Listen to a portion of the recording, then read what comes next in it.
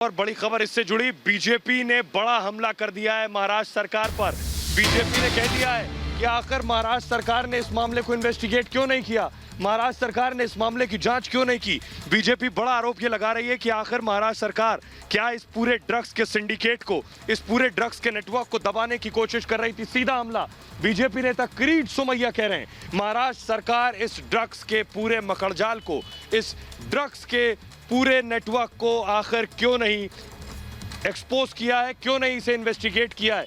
किरीट सोमैया ने क्या कुछ कहा है, सुनिए जरा। सिंह का परिवार और सुप्रीम कोर्ट को जो डर था वही ठाकरे सरकार और अनिल देशमुख कबूल कर रही है कि भाई ठाकरे सरकार इस जांच को दबा रही है। अभी अनिल देशमुख वो कबूल कर रहे हैं कि भैया 60 दिन मुंबई पुलिस जांच कर रही थी, अनिल देश और ठाकरे परिवार और सरकार, तो तभी ये क्यों नहीं उन्होंने इन्वेस्टिगेशन किया? तब कभी तो किसी ने रोका था? उस संदीप सिंह से लेके किरीट सोमैया किसी की भी जांच कर सकते थे। अब जब जांच सीबीआई को सुप्रीम कोर्ट ने सौंपी और सीबीआई बहुत गति से आगे जा रहा है, तो अनिल देशमुख मुंबई पुलिस कमिश्नर के साथ मिलकर इस प्रकार की सिलेक्टेड इंफॉर्मेशन लीक करके जांच को डाइवर्ट करना चाहता है। भैया जो भी दोषी होगा उसके ऊपर कार्रवाई होगी।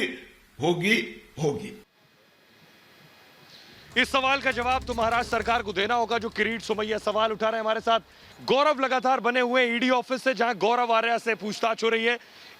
सीबीआई गेस्ट हाउस के बाहर निधि मौजूद है और रिया के घर से श्वेता मौजूद है। गौरव, आपसे मेरा सवाल है, जो सवाल किरीट सोमैया उठा रहे हैं बड़ा बुनियादी सवाल है।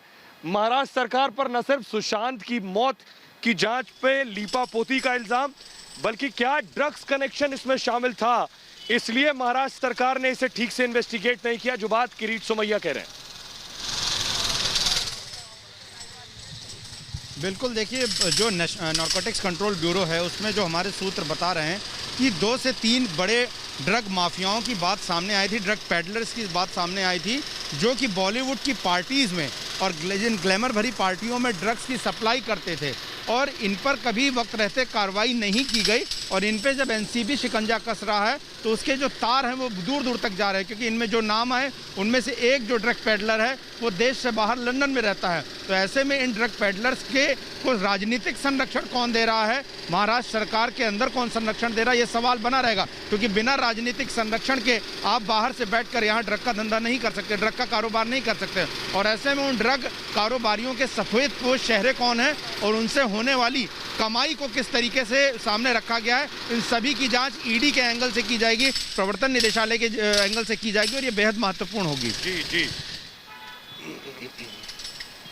गौरव, बहुत बड़ी बात कह रहे हैं कि राजनीतिक संरक्षण के बिना पॉलिटिकल लीडर के हाथ के ये इतना बड़ा ड्रग का नेक्सस मुंबई मायानगरी में नहीं चल सकता है।